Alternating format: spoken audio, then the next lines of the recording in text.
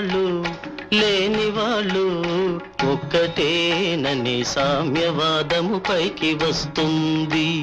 బంగారమే కంటి కగుపడక మాయమై ఇత్తడికి ఆధిక్యమొస్తుంది.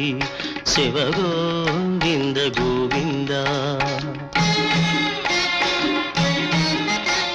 శ్రీగిరి మల్లయ్య దేవాలయములు పట్టపగలే మొసళ్ళు దూరేను.